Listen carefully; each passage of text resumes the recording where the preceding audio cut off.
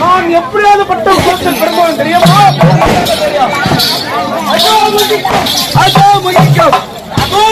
முனிவருக்கும் பிறந்த ஆதாரி அல்லவா? அதுவும் தவற என்னுடைய தாய்மார்கள் எத்தனை பேர் தெரியுமா உனக்கு? என்ன தெரியுமா? நான் போய் பார்த்தேன்.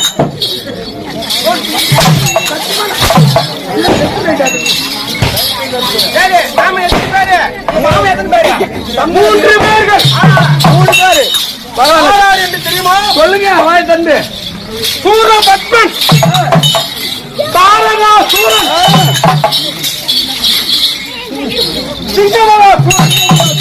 மூன்று பேர்கள் என் தாய்மாமன். அஜோமுகி இப்படி வாங்கியிருக்கும் போது அந்த கோமணங்கட்டி மாம்பழத்து கோப்பட்டி மனையிலே வந்தானே கோமணம் கட்டி அவன் என்ன செய்தான் தெரியுமா? முருங்காவையா? பரவாயில்லைங்க, என் துணி நல்லா தெரிகிறீங்க. என்ன செய்தான் தெரியுமா? என்ன செய்தார் ஒருத்தர் என்னுடைய தாய் மாமன்கள் 3 பேரையும் அழைத்து விட்டான். அங்க அச்சாங்க உனக்கு புரியணுமே. என்னுடைய தாய் மாமன் ஆகிய சூரபத்மன் என்னுடைய தாயாகிட்டு ஆமா தங்கம்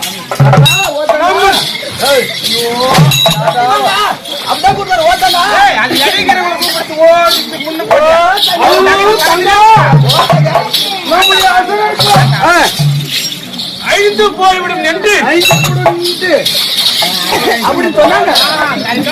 அதனால் அசுரகுலம் ஆமா என் தாயாரிடம் நீ அநேக காமவரி கொண்டு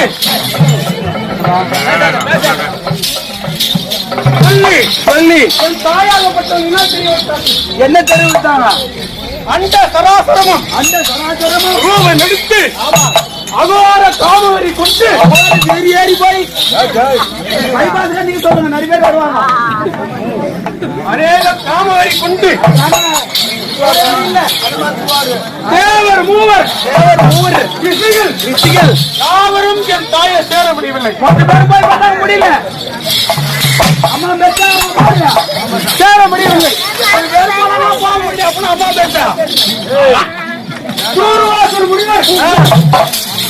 காலத்தில் அனுப்பியிருக்கும் போது என் தாயாகப்பட்டவள் சூர்வாசுர முனிவரை தவத்தை கழித்து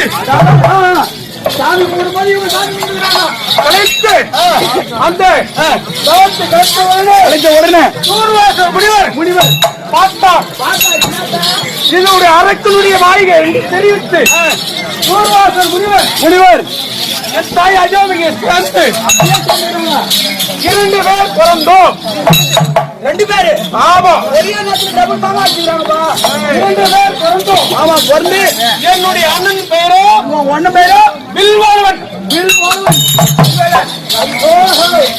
எந்த பெயரோ பாதாளி சூரன்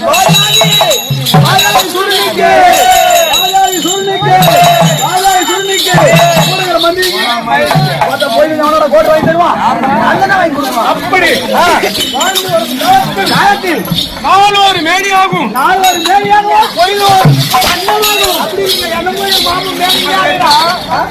வளர்த்து வந்தார். நாளுக்கு நாள் தடுப்பாடி அடித்து விட்டோம்.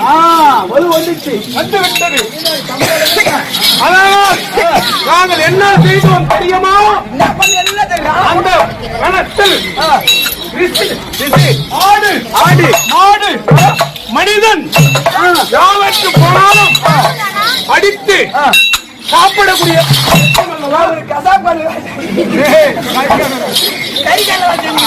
அப்படி இருக்கும் போது நாரத மகாமுனிவர் வந்தாரு.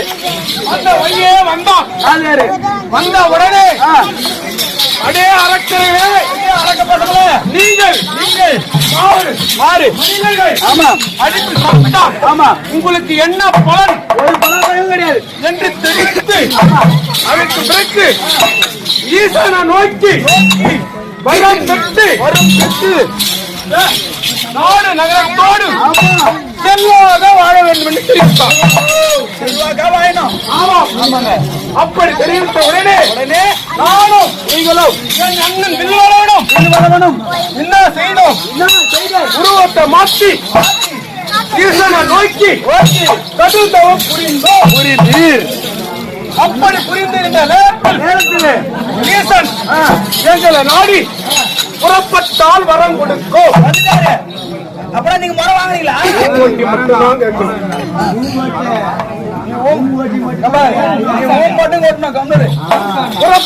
புறப்பட்டார். அந்த சமயத்தில் அகஸ்தியர் மகாமுனிவர் வள்ளியாக உருமாறி ஈசனே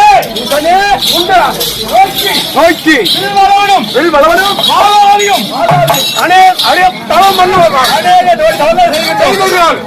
அதனால்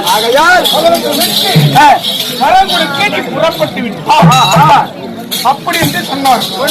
அதுக்கு ஈசன் ஆமா சாமி அப்படி என்று தெரிவித்தார். அதனால் அகத்திய மகாபலிவர் என்ன தெரிவித்தார் தெரியுமா?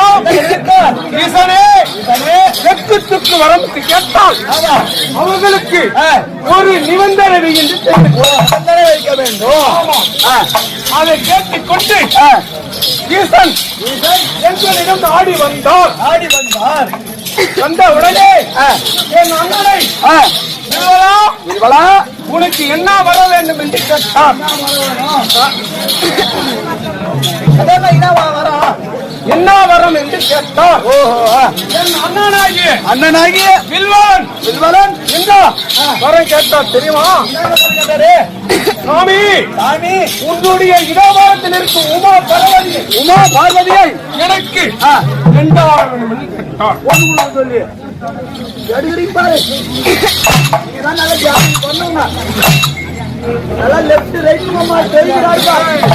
அப்படி கேட்க எப்பா அடிச்சு கலராடி அப்பா இல்ல என்ன தெரிவித்த தெரியுமா? என்ன தெரிவித்தாரு? நீ ஒரு புறம் நில்லு அப்படி என்று தெரிவித்து என்னை கேட்டார். அல்லது வாழாரி சூரா உனக்கு என்ன வர வேண்டும் என்று கேட்டார். நானோ சாமி உன்னுடைய சதாபரத்தில் இருக்க செந்தாமணி நான் கொண்டாட வேண்டும்.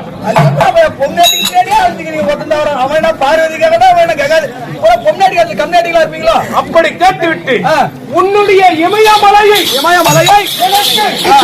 பட்டம் கட்ட வேண்டும். அரக்கர் குலத்தில் வெகு தூரம்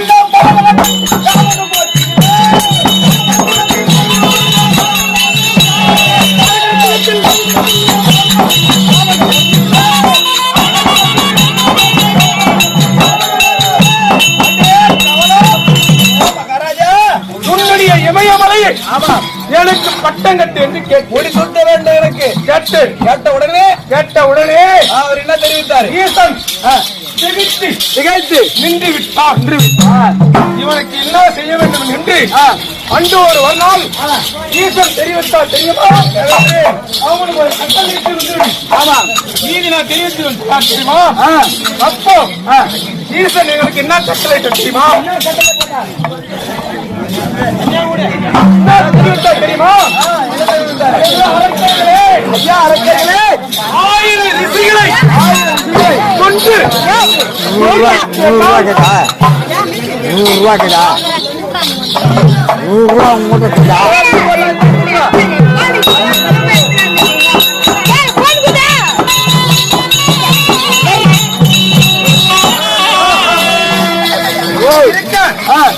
என்ன தெரிவித்த தெரியுமா? 1000 ரிஷிகளை கொண்டு விட்டு வந்து விட்டால் உங்களுக்கு கேட்ட வரத்தை ஈசன் எங்களுக்கு கட்டளிட்டார். ஆமாம், அதற்கு பிரகாரம் நாங்கள் உருமாறி முக்கோட்டா வெயில்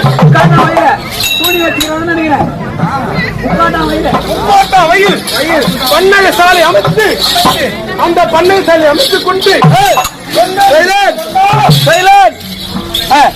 நானோ ஆட்டுகளாக உருமாறுவேன்.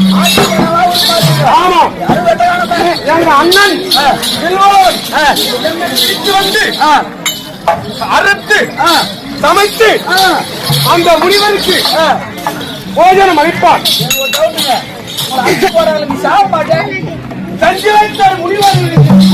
மந்திரம் அந்த மந்திரத்தை நான் ஓதித்து வாசலில் தன் தெளித்து தம்பி வாழலா சூரா, தம்பி வாழலா சூரா வெளியே ஓடாம கூட்ட ஒண்ணு முகத்துல கரியாக்குறீங்க நீங்க. ஆமா, அப்படி எப்படி வருவீங்க? அந்த செஞ்சு வச்சார் முனிவர் எங்களுக்கு ஓதி நான் உள்ளே ஓதிப்பேன். ஓதித்த உடனே நான் துயரமை எடுத்து வயிற்றை கிழித்து வெளியே வந்து விடுவேன். ஒரு தாலி ஆத்துக்கிறோம். 999 ரிஷிகளை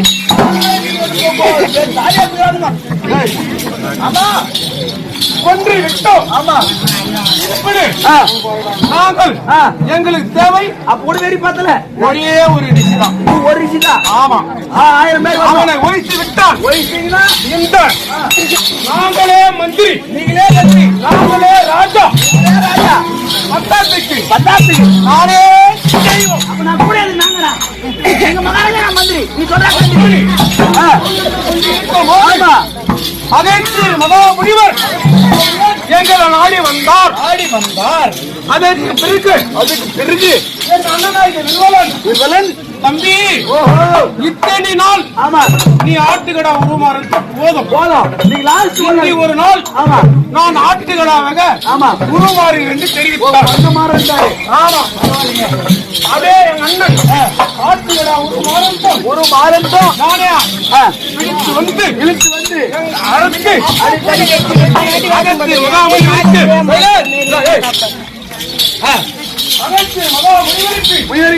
போஜனம் அளித்தீர்கள். ஒண்ணு வெட்டி சாப்பாடு போட்டேன். அதற்கு பிறகு முனிவர் சொந்த மந்திரத்தை நீங்கள் ஓதினீர்கள். அதை கேட்ட ஒண்ணு என்ன பண்ணாரு? அவரும் உள்ளே இருந்து ஓதினார். ஓதன உடனே என் அண்ணன் கிளம்பினால் அகத்தியர் வகுப்பில் இருந்து கிளம்பிட்டான். அதற்கு பிறகு அந்த அகத்தியர் மகாமுனிவர் அவரை நானே கிருஷ்ணனை பார்த்து இது அரசனுடைய மாயகை ஆமா என்று நினைத்து ஆமா அவருடைய பஞ்சாசத்தை எடுத்து தீர்நைக்கமாவின் என்று மந்திரம் போட்டார். என் அண்ணன் படித்து விட்டான். அதற்கு பிறகு நான் என்ன செய்தேன் தெரியுமா? நீ வேற பிளான் பண்ணிருப்ப. அண்ணன் சேர்த்து கூட அண்ணன் போட நமக்கு அரை போட மாதிரி நம்ம வச்சுக்கலாம். பண்ண காரியம் தெரியும் மகாராஜா. இந்த உலகம் ஒரு அம்பியாகவும் நானும் ஒரு கொய்யாகவும்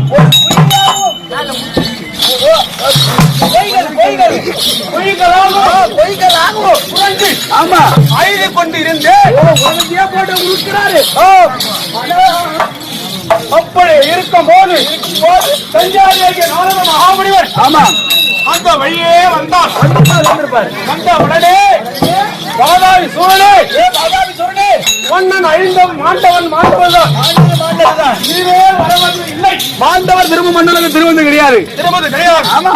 அதனால் ஈசனை நோக்கி வரம் பெற்று நாடு நகரம் மக்கள் செல்வாக்கோடு வாயனும் என்று தெரிவித்து போய்விட்டார். அதற்காக இன்று நான் வந்திருக்கிறேன் அல்லவா? ஈசனை கோரி தவம் செய்ய வேண்டும்.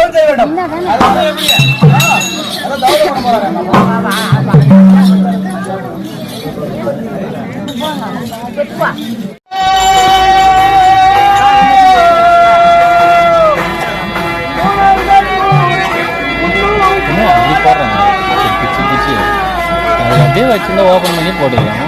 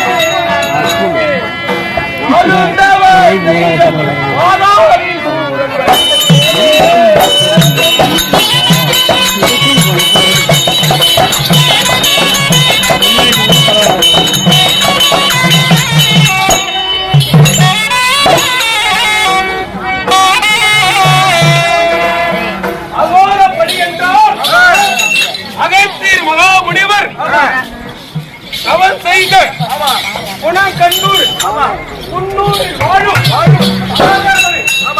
ஈசனை நோக்கி கடுந்தவம் புரிய பாதாளி சூரன் வருகின்றது. தவம் செய்ய வந்தேனே.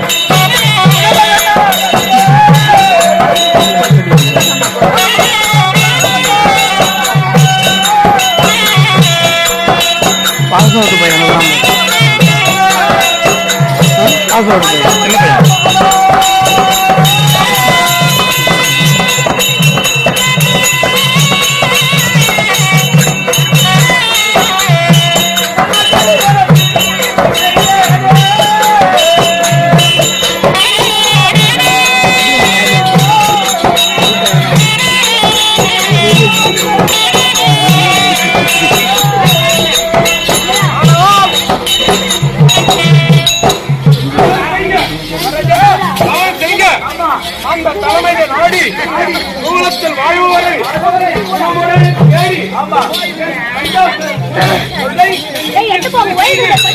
வருகிறேன் அல்லவா? அந்த மாலை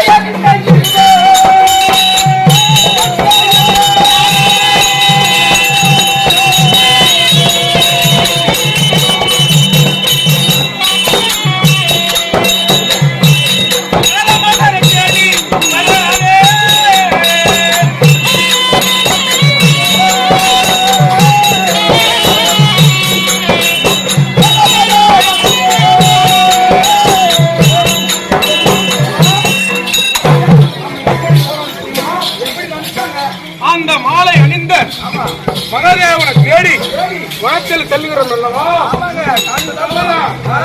அந்த மாலை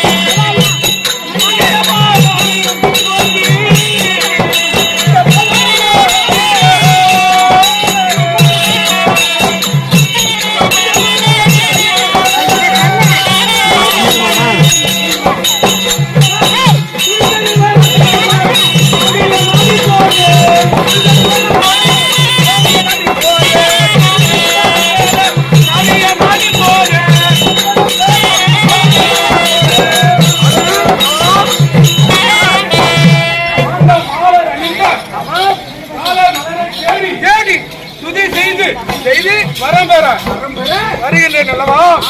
அது தவிர நாம் எப்படி கவனம் செய்ய வேண்டும் அல்லவா? அந்த கம்பத்திக்கு மேலே 7 செவ்வாழை பூ வைத்து அந்த பூவுக்கு மேலே ஒரு எலுமிச்சை மரத்தை வைத்து அந்த எலுமிச்சை மரத்துக்கு மேலே ஒரு செப்பூசியை நாட்டி